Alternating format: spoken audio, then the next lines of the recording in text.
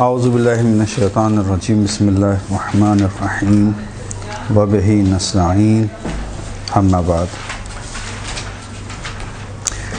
ہماری گفتگو جو چل رہی تھی وہ چل رہی تھی مطلوب اور نامطلوب کے حوالے سے کہ اسلام کو کیا چیز مطلوب ہے اور کیا چیز مطلوب نہیں ہے، اس کی مختلف مثالیں ہم نے آپ کے سامنے بیان کی۔ اسی حوالے سے بہت ساری ایسی چیزیں ہیں کہ جو ہم دنیا میں دیکھتے ہیں جو کہ اسلام کو نامطلوب ہیں، اسلام اس کو پسند نہیں کرتا، اسلام اس کو صحیح نہیں سمجھتا۔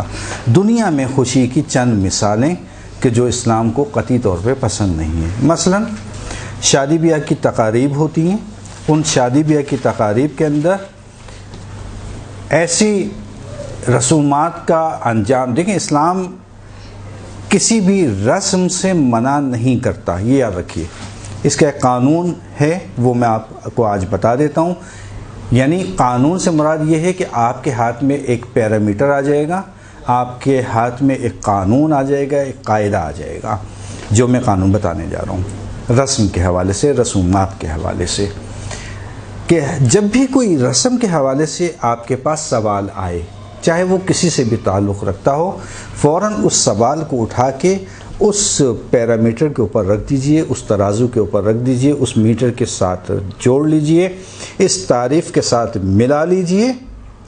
اگر وہ اس کے اوپر فٹ آتا ہے تو جائز، اور اگر فٹ نہیں آتا تو فوراً کہیے کہ جائز نہیں۔ کیوں؟ اس لیے کہ لوگ سوال کرتے ہیں، مولانا صاحب ہم نے سالگرہ پہ ایسا کیا جائز ہے، ہم نے شادی پہ ایسا کیا جائز ہے، ہم نے مہندی پہ ایسا کیا جائز ہے، ہم نے مائیوں پہ ایسا کیا جائز ہے۔ سوال مختلف ہیں اور لوگ پھر ہم سے پوچھتے ہیں تو ہم کہتے ہیں بھئی قانون آپ ایک یاد کر لیجئے، اور خصوصاً مدرسے کی جو پڑھنے والے افراد ہیں ان کو یہ قانون معلوم ہونا چاہیے کہ اگر آپ سے بھی کہیں سوال ہو جائے تو بجائے اس کے کہ آپ رجوع کریں علماء کے پاس اور ان سے بار بار سوال کریں، ایک قانون سیکھ لیجئے، اس قانون کے پیرامیٹر کے اندر اس کو ناپیے، اگر آتا ہے تو صحیح اور اگر نہیں تو پھر جائز نہیں۔ قانون کیا ہے وہ بھی سن لیجئے۔ قانون ایک ہے اسلام کا، اسلام نے کسی بھی رسم سے منع نہیں کیا ہے جب تک، یہ ہے اصل چیز، اسلام نے کسی بھی رسومات سے منع نہیں کیا ہے جب تک وہ اسلام کے بتائے ہوئے قوانین کو نہ توڑے، اسلام کے قوانین سے نہ ٹکرائے۔ اگر نہیں ٹکرا رہا تو جائز، اور اگر ٹکرا رہا ہے تو جائز نہیں۔ یہ قانون ایک کسی بھی رسم کے حوالے سے۔ مثلا سوال ہوتے ہیں جب نا مائیوں کی رسم کرنا شادی کے موقع پر جائز ہے، دیکھیں کلی سوال ہے، مائیوں کی رسم میں کریں گے کیا آپ لوگ، پہلے یہ تو بتائیے۔ اگر مائیوں کی رسم خواتین کے درمیان میں ہیں کہ جیسا کہ ہمارے معاشرے کے اندر ایک رائج ہے، ہار پہنائے، مٹھائی کھلائی، نامحرم موجود نہیں ہیں، چونکہ کہاں اسلام روک رہا ہے، ابھی بتایا میں نے، اسلام بیٹے وہ بھی نامحرم کو داخل نہیں ہونے دینا، بس آپ نے دروازہ لاک کر دیا۔ ساری خواتین ہیں، مائیوں کی رسم کو طریقے سے انجام دیے جا رہے ہیں، کسی قسم کی اسلام کی خلاف ورزی وہاں پہ نہیں ہو رہی، اسلام کہتا ہے بالکل کیجئے مائیوں کی رسم، ہم نے نہیں روکا آپ کو، لیکن اسلام کے بتائے ہوئے قانون کے مطابق اس کی خلاف ورزی نہ کیجیے گا، کوئی ایسا کام نہ کیجیے گا جس کی مخالفت اسلام نے کی ہو۔ اگر وہ کام جو اسلام کی مخالفت پر نہیں ہے، وہ رسومات جو اسلام کی مخالفت پہ نہیں ہیں، ان کے خلاف نہیں ہیں، ان کو انجام دینا آپ کے لیے بالکل جائز، چاہے وہ مائیوں کی رسم ہو، چاہے وہ مہندی کی رسم ہو، یا ایکس وائی زیڈ کوئی بھی رسم ہو۔ لیکن ایک ایسا ماحول کہ جس کی اسلام نے مخالفت کی، لہو و لعب کا ماحول نہ ہو، نامحرم کا مجمع نہ ہو، آوازیں باہر نہ جائیں، یا کوئی ایسا سسٹم موجود نہ ہو کہ جس کا اسلام مخالف ہے۔ سسٹم سے مراد میوزیکل آئٹم وغیرہ اس قسم کی کوئی چیز نہ ہو۔ ایک سادہ سی رسم ہے جو آپ کے معاشرے سے مطابقت رکھتی ہے، اس کو آپ لوگ انجام دے رہے ہیں، اسلام کہتا ہے کوئی بات نہیں، آپ انجام دیجئے، ہم نے کب روکا ہے آپ کو؟ اسلام اس کی اجازت دیتا ہے، آپ مائیوں کرنا چاہیں مائیوں کیجیے، لیکن دائرۂ اسلام کے اندر اسلام کی مخالف والی کوئی چیز داخل نہ کیجیے۔ نامحرم کا وجود، میوزیکل آئٹمس وغیرہ اس قسم کی کوئی چیز، یا یہ کہ آپ کی جو بھی تقریب کی آوازیں ہیں، جو بھی صدائیں ہیں وہ باہر نہ جائیں نامحرم کے کانوں میں۔ آپ ایک سادہ سی تقریب انجام دے رہی ہیں جو معاشرے میں مائیوں میں عموماً انجام دی جاتی ہیں، اسلام اس کا مخالف نہیں ہے، بلکہ اسلام کسی بھی ایسی رسم کا مخالف نہیں ہے کہ جو اسلام سے نہ ٹکرائے۔ اگر اسلام سے ٹکرا رہی ہے وہ رسم تب مخالفت آتی ہے۔ اگر آپ وہ چیزیں جو اسلام نے جس کی مخالفت کی ہے رسومات سے نکال دیجئے، الگ کر دیجئے، اسلام کہتا ہے آپ کے لیے جائز، آپ انجام دیجئے، چاہے وہ مائیوں کی رسم ہو، چاہے وہ مہندی کی رسم ہو۔ لیکن اب آپ نے درس سنا کہ مومن کو خوش کرنا اتنا زیادہ ثواب ہے کہ سر پر نور کا تاج سج جائے گا۔ قیامت کے اندر جب ہم اٹھیں گے تو ہمارے ساتھ ایک ایسا فرشتہ ساتھ ساتھ چلے گا جو ہمیں ہر جگہ سے نجات دیتا چلے گا، اتنی زیادہ اہمیت۔ تو چلو شادی کی تقریب ہے، مومنین کو خوش کر دیں، لیکن حرام کاموں کے ذریعے سے یہ جائز نہیں۔ بس دنیا کی مثالوں میں پہلی مثال شادی بیاہ کی تقریب، اور شادی بیاہ کی تقریب کے حوالے سے ایک اور بات بھی کہتا چلوں کہ زندگی کی ابتدا، زندگی کی نئی ابتدا ہے آپ کی، اور اسی ابتدا کو خراب کر رہے ہیں۔ ایک نئی زندگی شروع ہونے جا رہی ہے۔ سب کی خواہش یہ ہوتی ہے کہ ہماری شادی جب ہو تو ہماری شادی کے بعد ہمارے گھر میں برکتیں آ جائیں، رحمتیں آ جائیں۔ وہ برکتیں کیسے آئیں گی؟ وہ رحمتیں اللہ کی کیسے آئیں گی کہ جب ابتدا جو کیا جا رہا ہے وہ ابتدا ہی حرام کاموں سے کی جائے۔ حرام کام کو نکالنے جو جائز ہیں بالکل آپ کا اختیار ہے، آپ انجام دیجئے، کس نے منع کیا ہے؟ اسلام نے روکا نہیں ہے آپ کو، پابندیاں نہیں لگائی ہیں اسلام نے آپ کے اوپر۔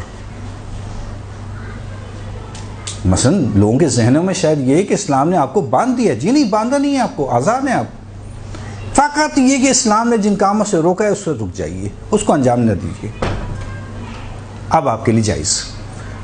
تو زندگی کی ابتدا میں حرام کام سے، پھر بھول جائیے برکت، پھر بھول جائیے رحمت۔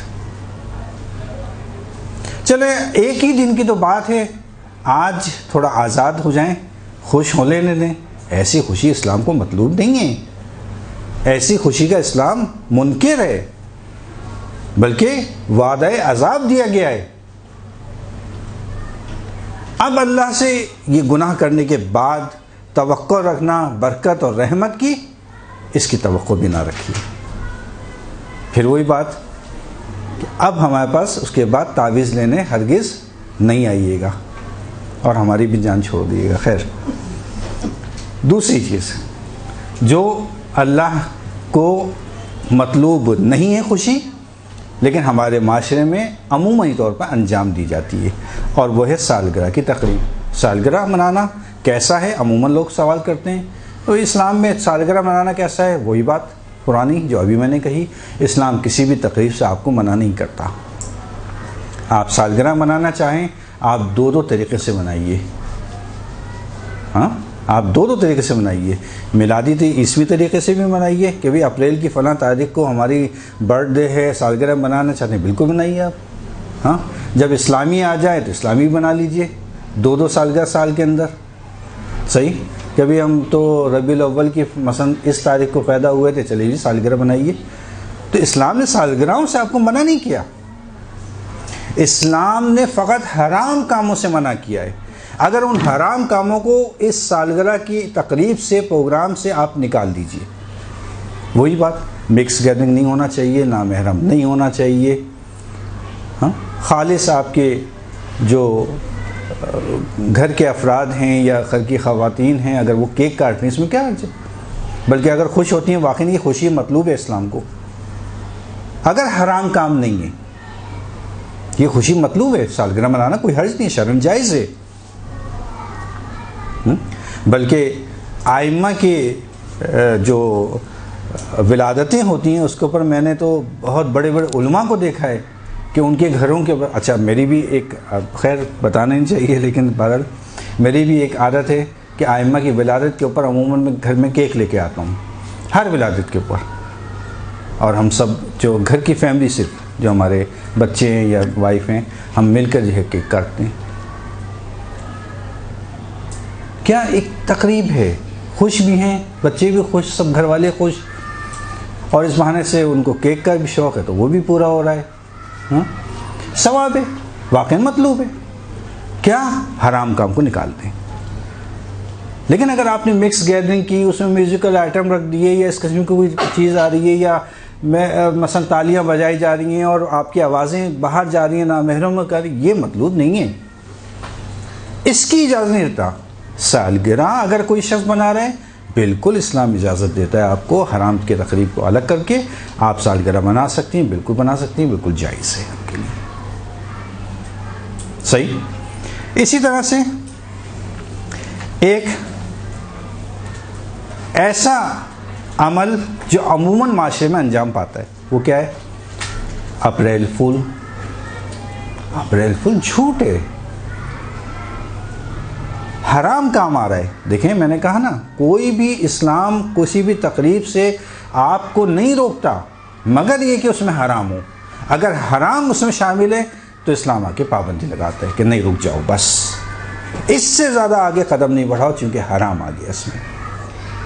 اپریل فول میں جھوٹ بولا جاتا ہے، اس لیے جس میں بھی حرام کام شامل ہے اس تقریب کو اسلام منع کر دیتا ہے، اور ایسی خوشی کسی کو بھی مطلوب نہیں ہے، نہ اس سے آئمہ راضی ہوں گے، نہ رسول راضی ہے، نہ اللہ راضی ہے۔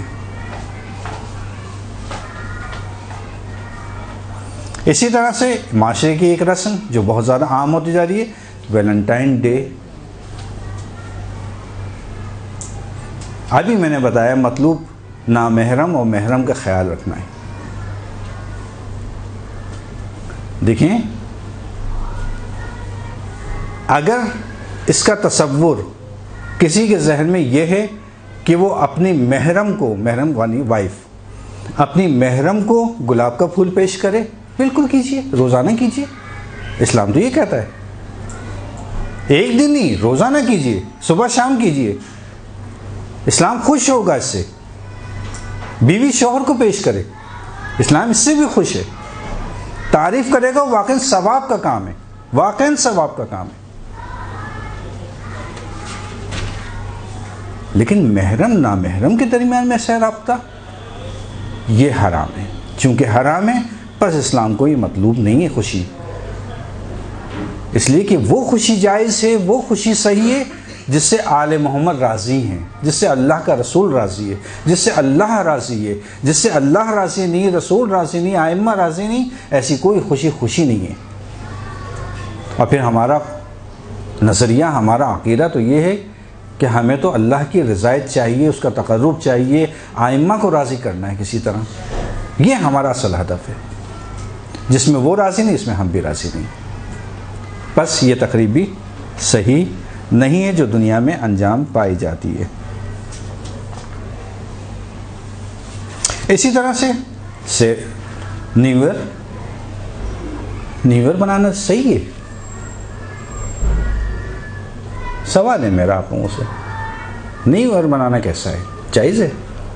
حرام ہے؟ مکروہ ہے؟ مستحب ہے؟ جی نہیں، اگر محرم میں نہیں آئے پھر محرم، ابھی تو آپ کہہ رہے ہیں محرم میں آتا ہے اس لیے حرام ہے، اب میں کہ محرم میں نہیں آیا تو بھی حرام تو نہیں ہونا چاہیے آپ کے بقول؟ اسلامی ہمارا سال جو محرم میں شروع ہوتا ہے، ابھی قانون بتایا، جی ابھی قانون بتایا ہے آپ کو۔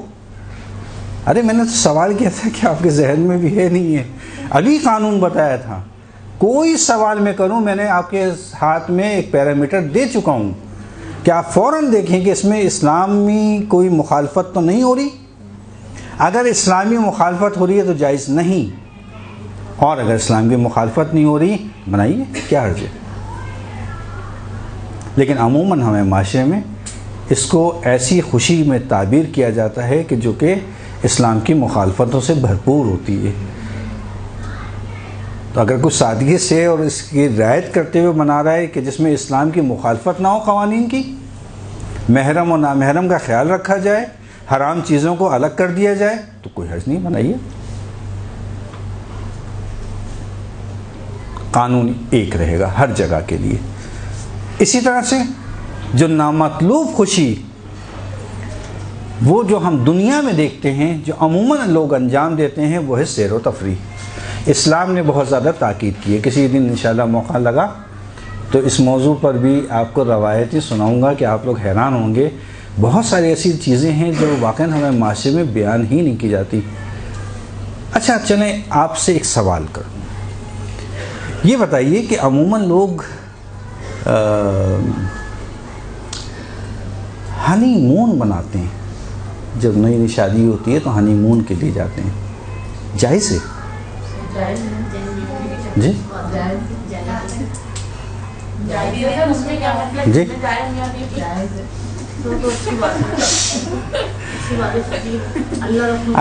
ابھی ویلنٹائن ڈے پہ بات ہوئی کہ اگر میاں بیوی ایک دوسرے سے پیار کا اظہار کر رہے ہیں تو وہ جائز ہے. اسی طرح اگر وہ گھومنے بھی جا رہے ہیں تو وہ بھی جائز ہے. آپ کو معلوم ہے کہ پہلا جو ہے وہ ہنی مون کس نے منایا تھا؟ جی جی پہلا ہنی مون امیر المومنین علی علیہ السلام حضرت فاطمہ الزہرا نے منایا تھا.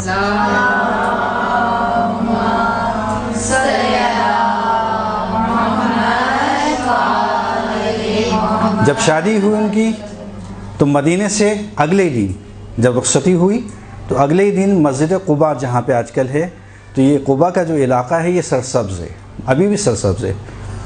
تو وہاں پر جو ہے وہ باقاعدہ گھر لیا تھا انہوں نے، اور 3 دن شاید وہاں پہ وہ جا کے رہے تھے، اور 3 دن کے بعد پھر وہ واپس آئے تھے مدینے کے لیے. تو پہلا ہنی مون خود حضرت علی نے منایا تھا. صحیح. تو دیکھیں وہی میں نے کہا، اسلام آپ کو کسی بھی رسم سے، کسی بھی تقریب سے نہیں روکتا، مگر یہ کہ وہ اسلام سے ٹکرائے. اگر اسلام سے اس کا ٹکراؤ نہ ہو، اس میں حرام چیز نہ ہو، اسلام آپ کو اجازت دیتا ہے اس چیز کی.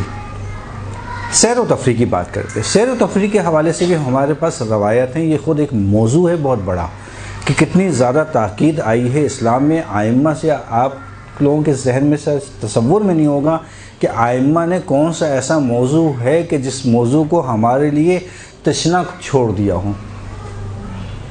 ہر موضوع پہ احادیث اور روایت موجود ہیں. طب لے لیں، آپ دنیا کے امور لے لیں، اقتصاد لے لیں، کوئی موضوع ایسا نہیں ہے. حتی سیر و تفریح کا سیر و تفریح کرو. کیوں؟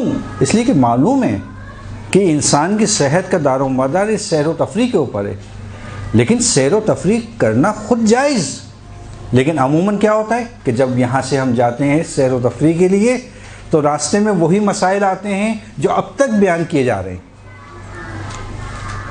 وہی تہمتوں کا دور شروع ہوتا ہے، وہی توہین کا شروع ہوتا ہے، وہی مذاق مومن کا شروع ہوتا ہے، وہی غیبتوں کا شروع ہوتا ہے، وہی میوزک اور دوسرے حرام کاموں کا مسئلہ شروع ہوتا ہے کہ وہ سیر و تفریح جس کی آئمہ نے تاکید کی جاؤ سیر و تفریح کرو، اسی کو ہم کیا کرتے ہیں؟ خراب کر دیتے. ایک اچھے ماحول کو ایک برے ماحول میں ڈھال دینا. اگر اسی اچھے ماحول کے تحت کچھ سیر و تفریح کے لیے جائے کیا حرج ہے؟ بلکہ ثواب ہے. اگر کوئی قربتاً اللہ اپنے گھر والوں کو سیر و تفریح کے لیے لے کے جائے، یہ ثواب نہیں ہے، کیا ہے؟ جو لے کے جائے گا اس کو ثواب ملے گا. سیر و تفریح کے لیے عموماً سب لوگ لے کے جاتے ہیں، سارے خاندان والے. حجاب کی رعایت کریں، پردے کی روایت کریں، اس میں کیا حرج ہے؟ حجاب میں جاتے ہیں جائیں، اس میں کیا حرج ہے؟ مگر منع کیا ہے، تاکید آئی ہے. بتاتا ہوں نا، روایات آئی ہیں کہ سیر و تفریح کرو. لیکن پانی کے اندر جیسے چلی جاتی ہیں لڑکیاں، وہ جانا جائز ہے؟ پانی کے اندر جانا جائز ہے نہیں ہے. دیکھیں آج کل موجیں ویسی بہت زیادہ اونچی ہوئی ہوئی ہیں اور آئے دن خبریں مل رہی ہیں کہ جناب 2 چلے گئے، 7 چلے گئے، 8 چلے گئے. تو میرا تو مشورہ یہ ہے کہ پانی کے اندر نہ جائیں. صحیح ہے، صحیح ہے، اس سے زیادہ خیر 3 بکے پہن کے جا سکتے. صحیح. تو خیر اچھا، تو یہ چند موارد میں نے صرف دنیاوی امور میں گنوائے ہیں آپ کو کہ جہاں پر انسان اپنے کسی ایک موضوع کو جو صحیح ہوتا ہے اس کو خراب کر لیتا ہے، جو کہ خوشی کے لیے لوگ عموماً اس کاموں کو خوشی سمجھتے ہیں. یہ در حقیقت اسلام کو ایسا کوئی بھی کام مطلوب نہیں ہے جسے وہ خوشی سمجھ رہا ہے، وہ غلط فہمی ہے اس کی. کیوں؟ اس لیے کہ یہ سب عارضی خوشیاں ہیں. یقینی طور پہ آپ نے ایک چیز، چونکہ انسان بالآخر خطا کا پتلا ہے، کہیں پہ بھی خطا ہو، کوئی گناہ کا کام انجام پائے، گلٹی محسوس کرتا ہے اپنے دل میں. کرنے کے بعد ایک نفس اس کو کہتا ہے کہ تم نے غلط کیا،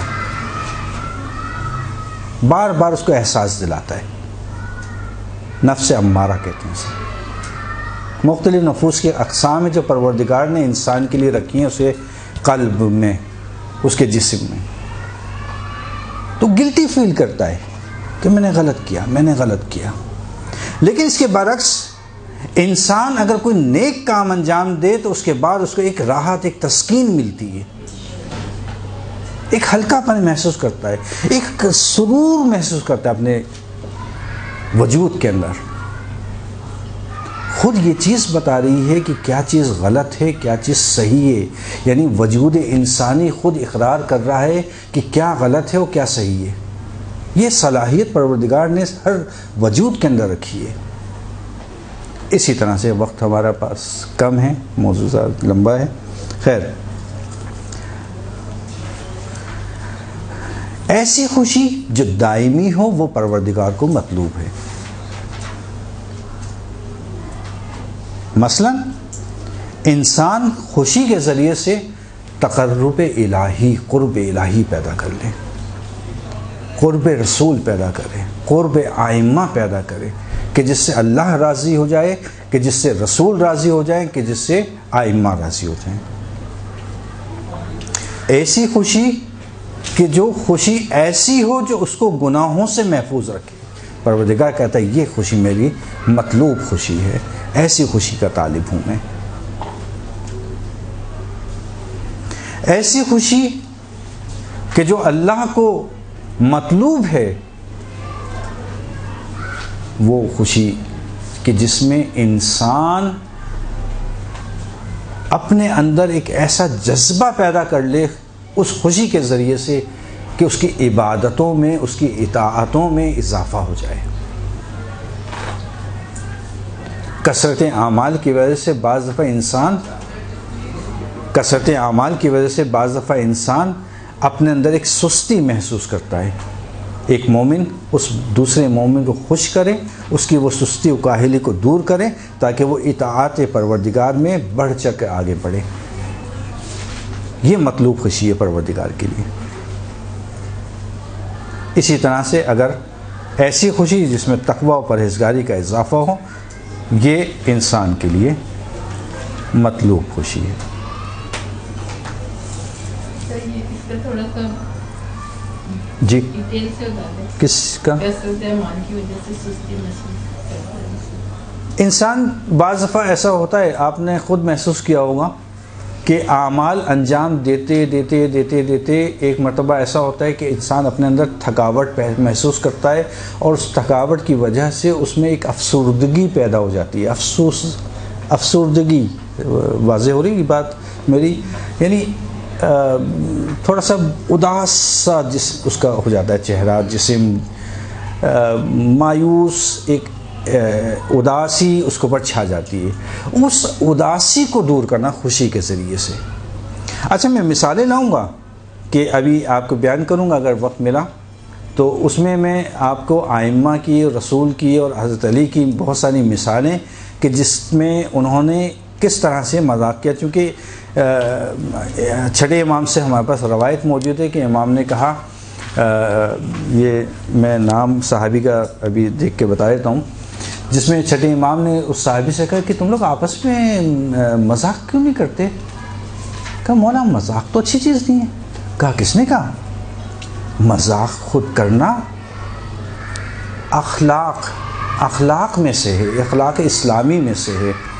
آپس میں مومنین کو مذاق کرنا چاہیے، لیکن کس حد تک وہ بتاؤں گا، مثال بھی دوں گا کہ کیسے مذاق کر سکتے ہیں۔ روایت ہمارے پاس موجود ہے، امام صادق نے اپنے صحابی سے کہا تم لوگ آپس میں مذاق کیوں نہیں کرتے؟ مذاق کر کے ایک دوسرے کا دل بہلاؤ، اس مومن کو خوش کرو، کیونکہ یہ اخلاق اسلامی کا حصہ ہے۔ مذاق کرنا کوئی بری بات نہیں ہے۔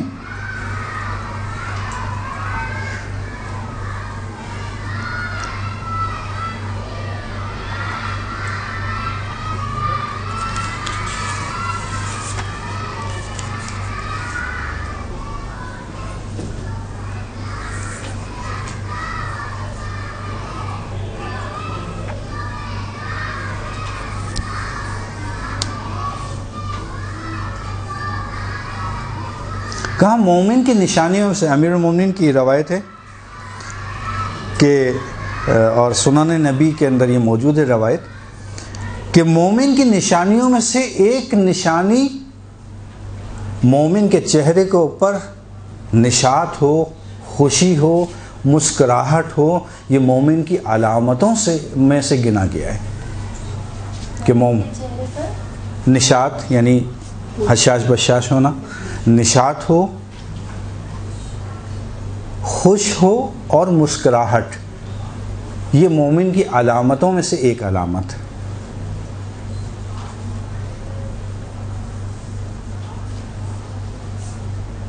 اور یہ جو ابھی روایت میں نے سنائی تھی کہ مذاق کیوں نہیں کرتے آپس میں، مزاح اسلامی کیوں نہیں کرتے آپس میں، یہ بھی سنن نبی کے اندر حدیث موجود ہے، چھٹے امام کی روایت ہے۔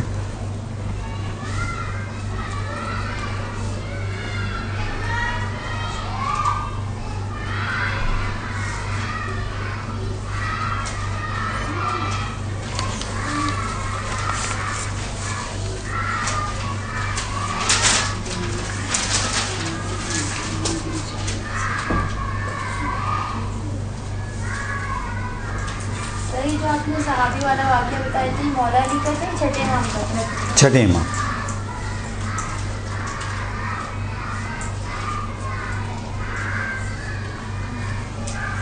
سر کتاب کا نام کیا بتایا؟ سنن نبی۔ سنن کہتے ہیں سنت نبی کی سنتیں، سنن نبی۔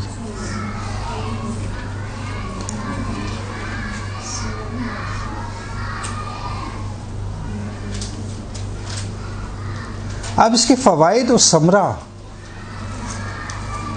ثمرہ کیا ہے، اس کا فائدہ کیا ہے جو ہم مومن کو خوشی کریں گے؟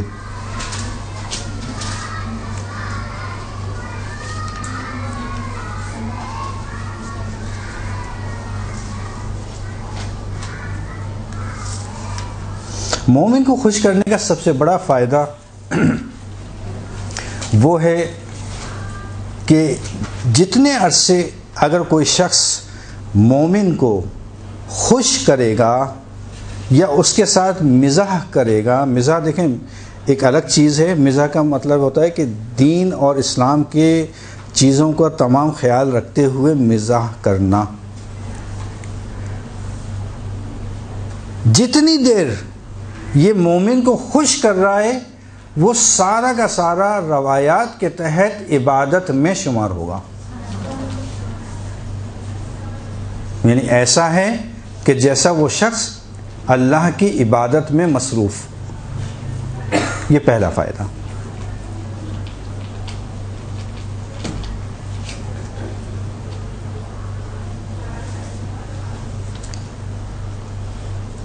دوسرا فائدہ، اگر مومن کسی مومن کو خوش کرے، اگر مومن کسی مومن کو خوش کرے تو یہ ایسا ہے کہ جیسے کہ مومن نے صدقہ نکالا ہو، یعنی صدقے کی اہمیت، یعنی ایسی یہ خوش ہونا مومن کا، اپنے مومن کو خوش کرنا ایسا ہے جیسے کہ اس نے صدقہ نکالا، یعنی صدقے کی اہمیت، ثواب اس کے برابر، مومن کو خوش کرنے کے برابر۔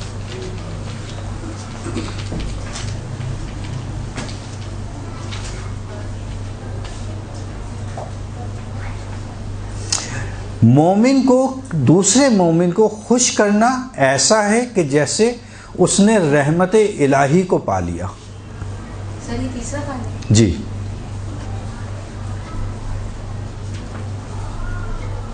ایسا ہے جیسے رحمت الہی کو پا لیا۔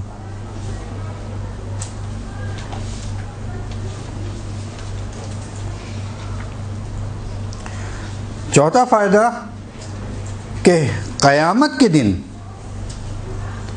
جب اس مومن کو اٹھایا جائے گا جو دوسرے مومن کی خوشحالی کا خیال رکھے، تو اللہ کہتا ہے کہ میں اسے بغیر حساب کتاب کے جنت میں بھیجوں گا، کیونکہ اس نے میرے مومن کو خوش کیا۔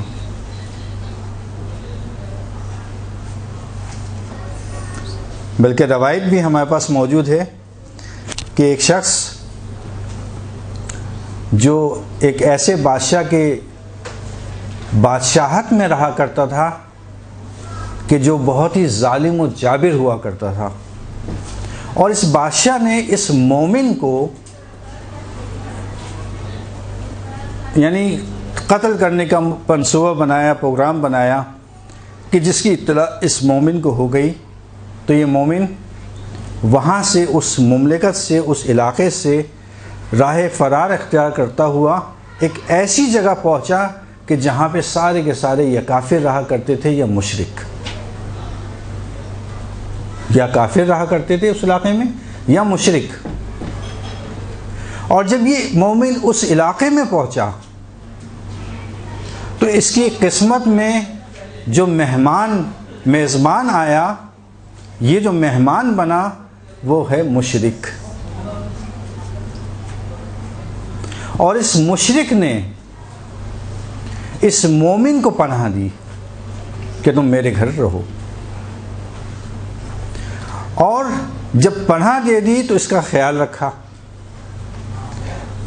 اور جب قیامت کے دن اس مشرک کو اٹھایا جائے گا، یہ پوری روایت ہے ہمارے پاس کہ جس وقت اس کو اٹھایا جائے گا تو اللہ تعالیٰ اس سے یہ کہے گا کہ چونکہ تو مشرک ہے، چونکہ مشرک جنت میں نہیں جائے گا، سب سے بڑا گناہ اسلام میں شرک کرنا ہے، تو جنت میں تو نہیں جا سکتا چونکہ میری جنت تجھے قبول نہیں کرے گی، لیکن کیا کروں کہ تو نے میرے ایک مومن کو پناہ دی، اس کا خیال رکھا، اس کا اجر میں ضرور دوں گا تجھ کو۔ اب یہ اجر کیسے ملے گا؟ اس کو جنت میں جا نہیں سکتا، جہنم میں اس کو جانا ہے، لیکن یہ اجر کیسے ملے گا؟ اب دیکھیں کیا کہتی ہے روایت، کہتے ہیں اللہ تعالیٰ جو ہے وہ کہے گا تجھے چونکہ مشرک تھا تجھے جانا تو جہنم میں ہی ہے، لیکن آگ کو حکم دے گا کہ دیکھو اس کے قریب تو آنا، اس کو جلانا نہیں، اس کو ڈراتے رہنا لیکن جلانا نہیں۔ تو جب یہ دوزخ میں بھیجا جائے گا، جب سب لوگوں کو آگ جلا رہی ہوگی، اس کے پاس آگ آ کے واپس چلی جائے گی، پھر قریب آئے گی، پھر واپس چلی جائے گی، تو وہاں لوگ سوال کریں گے کہ بھی یہ کون سا شخص ہے کہ جو ہمیں آگ جلا رہی ہے، اس کے نزدیک آتی ہے، اس کے بعد واپس چلی جاتی ہے۔ اس وقت ان لوگوں کو بتایا جائے گا کہ اس نے مومن کی خدمت کی، مومن کو خوشحال کیا، اللہ نے اس کو یہ اجر دیا، کیونکہ یہ مشرک تھا اس لیے دوزخ میں بھیجا، یہ اجر ہے۔ اسی طرح سے مومن کو خوش کرنا خود ایک صلہ رحم کے عنوان سے آتا ہے۔ صلہ رحم کرنا واجب ہے، صلہ رحم واجب ہے، البتہ خود ایک اس کی تفصیل ہے صلہ رحم کی جو انشاءاللہ پھر کبھی بیان کی جائے گی، خود موضوع ہے یہ۔ اسی طرح سے اگر کوئی شخص اچھا دوست بننا چاہتا ہے، اس کو اگر وہ خوش نہیں ہوگا، مسکراہٹ نہیں ہوگی، اور کیسے معاشرے میں وہ رہے گا، کیسے وہ دوست یابی کرے گا؟ عموماً لوگ ایسے فرد کو پسند کرتے ہیں کہ جس کے چہرے پہ مسکراہٹ ہو۔ اسی لیے شب جمعہ کے حوالے سے خصوصی طور پر ہمارے پاس روایت موجود ہیں کہ کم از کم شب جمعہ میں 3 مومنین کی زیارت کے لیے جاؤ، 3 مومنین کی زیارت کے لیے جاؤ۔ لیکن مومن کی زیارت کے لیے مسکراہتے ہوئے جانا ہے۔ اسی لیے پہلے روایت میں نے بیان کی، اللہ نے کیا کہا کہ ایسا ہے جیسے دشمن خدا کہ مومن کو دیکھ کے منہ بنا لیتا ہے، مومن کو دیکھ کے مسکرانا ہے، مومن کو دیکھ کے خوشحال ہونا ہے۔ اور پھر میں نے ابھی بتایا آپ کو کہ یہ خود ایک عبادت کے زمرے میں آتا ہے۔ اسی طرح سے بہت سے ایسے فوائد ہیں جو ہمیں اس دنیا میں حاصل ہوتے ہیں۔ مثلا جاپان کے مختلف دنیا کی بات کر رہا ہوں کہ اس خوشی کے اظہار سے، کسی کو خوش کرنے سے، خوش رہنے سے، خود ہنسنے سے، خود مسکراہٹ، ہنسنا، یہ خود ایک علاج ہے جس کی روایت میں تاکید آئی ہے۔ البتہ کچھ روایتیں اور بیان کروں گا کہ جس میں حد بتائیے کتنا مسکرانا ہے۔ تو جاپان کے مختلف سائنسدانوں نے یہ بات تحقیق کی اور اس کے بعد ابھی رزلٹ بھی آ چکا ہے کہ اگر انسان کسی کو دیکھ کے خوش ہوتا ہے یا مسکراتا ہے تو اس کے جسم کے بعض ایسے خلیے ہیں جو برے خلیوں کے اوپر غالب آ جاتے ہیں۔ انسانی جسم میں سلول جسے ہم کہتے ہیں، خلیے کہتے ہیں، بعض ایسے ہوتے ہیں جو بیڈ خلیے ہوتے ہیں، برے ہوتے ہیں، اور بعض اچھے ہوتے ہیں۔ وہ اچھے خوشی کی حالت میں ان بروں کے اوپر غالب پاتے ہیں۔ لہٰذا تمام مومنین کو چاہیے کہ زیادہ سے زیادہ خوش رہیں، مسکراتے رہیں، خصوصاً مومن کو دیکھ کے۔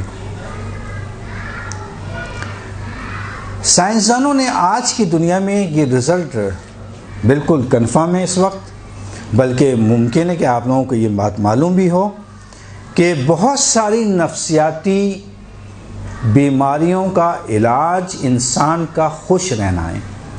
انسان اگر خوش رہے گا، انسان اگر مسکرائے گا، انسان اگر ہنسے گا تو اپنے امراض نفسیات کے اوپر قابو پا سکتا ہے۔ یہ بالکل اس وقت ثابت ہو چکی چیز۔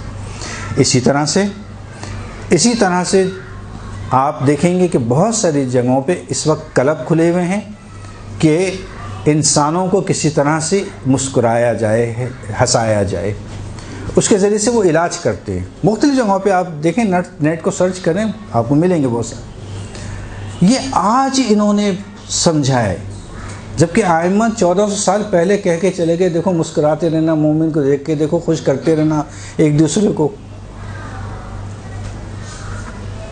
حتیٰ اسی اظہار خوشی کے لیے، اس اظہار خوشی کو حتیٰ ایک ورزش کا نام دیا گیا ہے آج کل، کہ یہ خود ہنسنا، مسکرانا، خوش ہونا مومن کو دیکھ کے خود ایک ورزش ہے آج کے لحاظ سے، دنیا کے لحاظ سے۔ اور آخری چیز جو دنیاوی لحاظ سے، اور وہ ہے خاندانوں کا ٹوٹنا کے باعث بھی یہ نہ مسکرانا، خوش نہ رہنا، یہ بھی ایک بہت بڑی وجہ ہے۔ کیونکہ عموماً گھروں میں یہ پرابلم میں فیس کرتا ہوں، دیکھتا ہوں کہ خوش خلقی تھوڑا سا بڑے مسئلے ہیں اس کے۔ اب میں اس کی بحث میں نہیں جاؤں گا تفصیل میں۔ خوش خلقی سب سے اہم چیز ہے۔ حتیٰ دینداری کے بعد جو سیکنڈ، شادی کے موارد میں دینداری کے بعد جو سیکنڈ مرحلہ آتا ہے وہ اخلاق ہے، خوش خلقی۔ کس طرح سے انسان کو خوش خلق ہونا چاہیے تاکہ اس کے مسائل حل ہو جائیں۔ بہت ساری چیزیں ایسی ہیں جو قرآن میں خوشحالی اور اس کے لحاظ سے آئی ہیں جو میں نے بیان نہیں کی وقت کے کمی کی وجہ سے۔ ایک دو چیزیں میں بیان کر دوں تاکہ اس موضوع کو ٹھیک ہے گزار دیں، اور وہ یہ ہے کہ ایک جو ہے وہ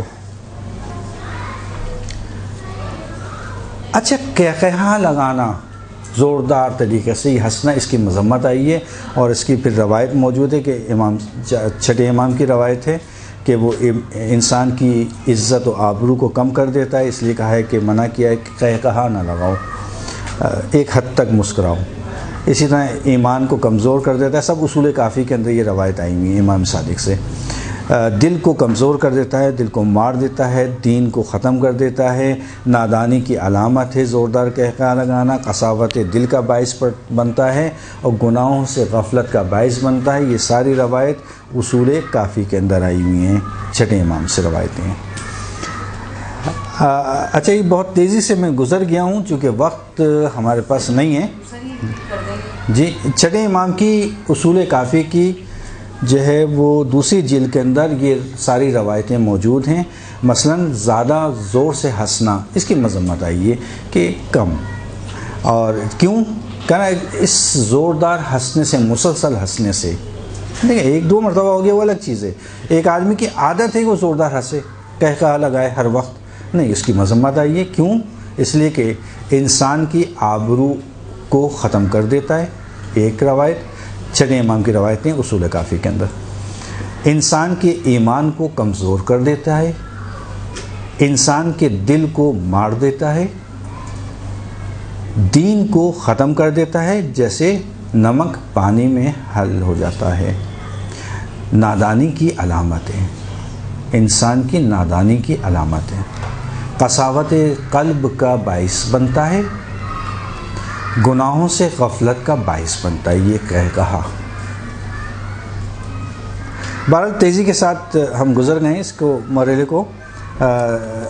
میں اصل میں آپ کو ایک دو چیزیں سنانا چاہ رہا تھا مذاق کے عنوان سے کہ رسول یا ائمہ کیسا مذاق کرتے تھے. گنجائش تو نہیں ہے کہ میں سارا آپ کو سناؤں، لیکن ایک دو سنا دیتا ہوں. مثلا ایک عورت جو ہے وہ رسول کی خدمت میں آئی اور اپنا تعارف کرایا کہ آپ نے مجھے پہچانا کہ میں کون ہوں. تو رسول نے کہا نہیں، میں نے نہیں پہچانا تم کو. کہا کہ میں وہ جو فلانی ابن فلانی ہے نا، اس کی زوجہ ہوں. تو رسول نے کہا اچھا تم اس کی زوجہ ہو جس کی آنکھوں میں سفیدی ہے؟ تو کہا نہیں یا رسول اللہ، میری شوہر کی آنکھوں میں کوئی سفیدی نہیں، بالکل سیاہ کے ہیں. ہاں. تو اتنے میں شوہر بھی پیچھے سے آ گیا. کہا رسول اللہ کیا کہنا، دیکھیں اس کی آنکھوں میں سفیدی نہیں ہے، بالکل صحیح ہے. تو کہا تم غور سے دیکھو آیا اس کی آنکھوں میں سفیدی ہے یا نہیں ہے. سفیدی ہے، بلاخر سب کے ہے سفیدی. تو یہ اس قسم کا مذاق کرنا. یا مثلا ایک اور خاتون جو ہے وہ رسول کے پاس آئیں اور اتفاق سے وہ خاتون جو ہیں کافی ضعیف تھیں. کہا یا رسول اللہ میں جنت میں جاؤں گی. لوگوں کا عموم بڑا شوق ہوتا ہے، صحیح نا، سب سے پوچھتے رہتے ہیں کہ میں جنت میں تو جائیں گے نا، صحیح بھائی میں جنت میں جاؤں گی. رسول نے کہا تم تو بوڑھی ہو، بوڑھی عورت تم کہاں جنت میں جاؤ گی، تم جنت میں نہیں جاؤ گی. اب وہ غمگین ہو گئی، کہنا ارے میں جنت میں نہیں جاؤں گی. اب یہ پلٹ کے واپس ہی جا رہی تھی کہ دیکھا بلال حبشی چلے آ رہے ہیں. کہا بلال رسول کہہ رہے ہیں میں جنت میں نہیں جاؤں گی. بلال حبشی نے کہا نہیں نہیں ایسا نہیں ہوگا، چلو تم میرے ساتھ، ہے نا. اب یہ بلال لے کر آئے کس کو، ضعیفہ کو. کہا یا رسول اللہ یہ کیا کہہ رہی ہیں کہ یہ ضعیفہ کو آپ نے کہا ہے جنت میں نہیں جاؤ گی. تو رسول نے کہا بلال یہ ضعیفہ ہی نہیں جائے گی، تم بھی نہیں جاؤ گے جنت میں، اس لیے کہ کالے لوگ جنت میں نہیں جائیں گے. اب بلال بھی محزون ہو گئے. کہا اچھا میں بھی جنت میں نہیں جاؤں گا. کہا نہیں. اتنے میں ابن عباس چلے آئے. ابن عباس ضعیف تھے. اب جب ابن عباس آئے کہا یا رسول اللہ کیا مطلب کہ جنت میں نہیں جائیں گے. کہا تم بھی ضعیف ہو، تم بھی نہیں جاؤ گے. تو اب انہوں نے کہا رسول اللہ مطلب کیا ہے آپ کا، مقصد کیا ہے. کہا دیکھو یاد رکھو جنت کے اندر جو بھی جائے گا وہ جوان و خوشبو ہو کے جائے گا. تو یہ ضعیفہ کی حالت میں جنت میں نہیں جائے گی، بلکہ خوشرو جوان کی صورت میں، دوشیزہ کی صورت میں جنت میں جائے گی۔ بلال اس رنگ کے ساتھ نہیں جائے گا، بلکہ حسین و جمیل جوان کی صورت میں جنت میں جائے گا۔ ابن عباس اس حالت میں، اس ضعیفی کی حالت میں تم جنت میں نہیں جاؤ گے، بلکہ جنت میں تم بھی ایک خوشرو جوان ہو کے جنت میں جاؤ گے۔ اس طرح کے مذاق یا کھجور، حضرت علی کھجور کھا رہے تھے اور اپنی گھٹلیاں اپنے سامنے رکھ رہے تھے، اور رسول کھجور کھا رہے تھے اور اپنی گھٹلیاں علی کے سامنے رکھ دیتے تھے۔ جب اچھی خاصی جمع ہو گئیں، کہا علی آؤ دیکھیں کس نے زیادہ کھائیں۔ ہاں، کس نے زیادہ کھائیں؟ معلوم ہے کہ دونوں کی جب گھٹلیاں علی کے سامنے تو علی نے زیادہ کھائی ہوں گی۔ تو مولا نے کہا کہ بھئی آپ کیا معیار قرار دیں گے؟ جس کے آگے سے صرف گھٹلیاں ملیں گی اس کو معیار قرار دیں گے، یا جو گھٹلی سمیت ہی کھجور کھا گیا اس کو معیار قرار دیں گے؟ چونکہ رسول کے آگے تو گھٹلیاں نہیں تھیں، وہ تو اپنی گھٹلیاں دے رکھتے تھے۔ ان کے آگے جب گھٹلیاں نہیں ہیں، کھا بھی رہے ہیں، تو اس کا ہم لوگ گھٹلیوں کے ساتھ کھا رہے ہیں، کہ معیار کیا ہے؟ خیر یہ ایک مذاق تھا۔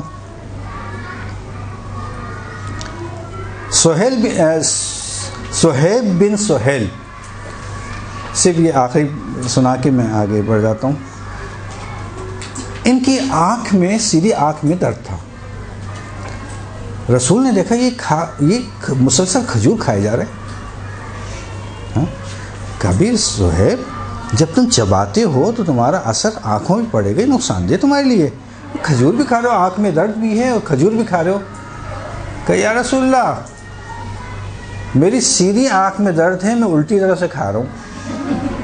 کھانا تو تھا، بہانہ کر دیا الٹی طرح سے کھا رہا ہوں، سیدھی طرح سے نہیں کھا رہا۔ یعنی اس طرح کے مختصر سے چھوٹے سے ایسے مذاق جو ہلکے ہوں اور دین کے مخالف بھی نہیں ہوں، ایسے مذاق کرنا اسلام میں بالکل جائز۔ برحمتك يا أرحم الراحمين وصلى الله على محمد وآله الطاهرين۔